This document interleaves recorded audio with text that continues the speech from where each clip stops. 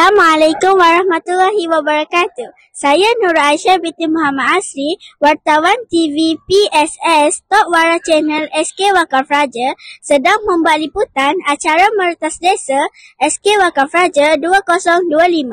Acara tahunan ini disertai oleh semua murid dari tahun 2 sehingga tahun 6 mengikut kategori masing-masing. Jarak larian turut berbeza untuk setiap kategori. Latihan mengenal laluan telah dijalankan pada hari Selasa yang lepas. Murid perlu melalui setiap checkpoint yang akan dijaga oleh guru yang bertugas. Jom kita tengok orang berlari.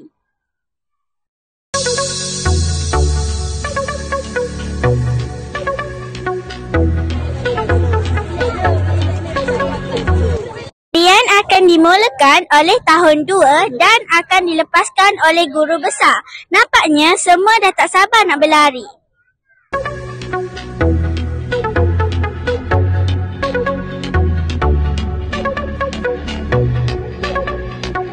Assalamualaikum cikgu. Waalaikumsalam.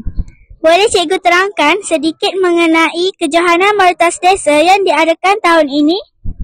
Alhamdulillah, kita tahun ini dapat merealisasikan acara Meretas Desa kita pada hari ini, dan Alhamdulillah cuaca pada hari ini agak baik dan segala persiapan dan perjalanannya agak lancar, Alhamdulillah.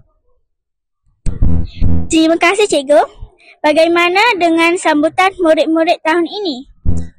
Pada saya, sambutan pada tahun ini cukup memberangsangkan kerana ramai di antara murid-murid kita terlibat dan mahu bersama-sama untuk Meretas Desa. Cuma ada beberapa orang sahaja yang tidak dapat join kita punya program Meretas Desa kali ini kerana ada sedikit masalah kesihatan.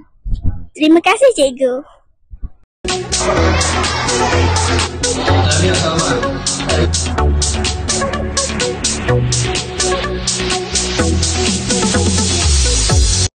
Berakhirlah kejohanan Meretas Desa SK Wakaf Raja 2025 dengan jayanya.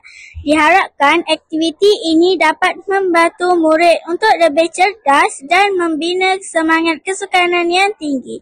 Semoga bertemu lagi di siaran lain. Salam kesukanan dari saya Nurul Aisyah binti Muhammad Asri, wartawan Tok Wara Channel SK Wakaf Raja.